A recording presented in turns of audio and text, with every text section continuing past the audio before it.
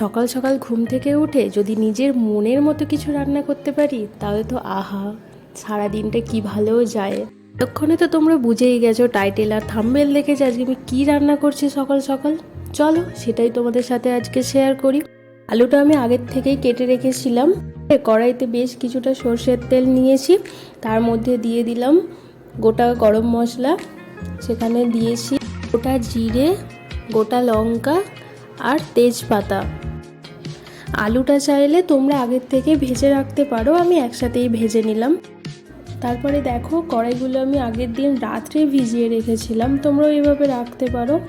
ওটা ভালো করে ধুয়ে দিয়ে দিলাম একসাথে আলুর সাথেই, ওটা নেড়ে নেব।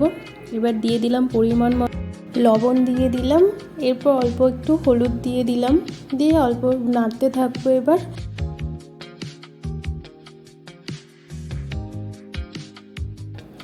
দেখো হালকা হালকা ভাজা হয়ে গেছে। তো এই সময়ে তোমরা এগুলোকে নামিয়ে রেখে মশলাটা কষতে পারো, আমি একসাথেই দিয়ে দিলাম। তো প্রথমেই দিয়ে দিলাম পেঁয়াজ, তারপরে দিয়ে দিলাম আদা রসুন। এবার ওটাকে ভাজতে থাকবো, যখন হালকা করে ভাজা হয়ে যাবে তারপরে দিয়ে দেব 1 চামচ হলুদ, 1 চামচ লঙ্কার গুঁড়ো আর পরিমাণ মতো লবণ।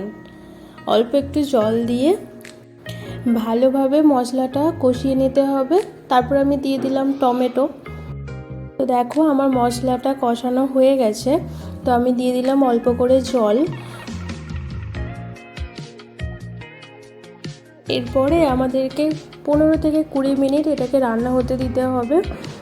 চাপা দিয়ে দিয়ে রান্না করলে তাড়াতাড়ি হয় এবং সুবিধেও হয়, তো আমি সেটাই করেছিলাম, তোমরা চাইলে করতে পারো। বাইরে তো ভীষণ বাজি ফোটাচ্ছে, তার ভীষণ সাউন্ড আসছে, প্লিজ তোমরা ইগনোর।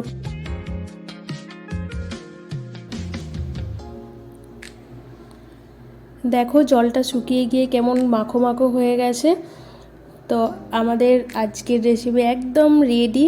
এরপরে আমাদের পরিবেশন করার পালা। দিয়ে দিলাম কুচানো ধনিয়া পাতা। চলো রেডি হয়ে গেল। দেখো কতটা সুন্দর হয়েছে, আমার তো এখনও লোভ লাগছে।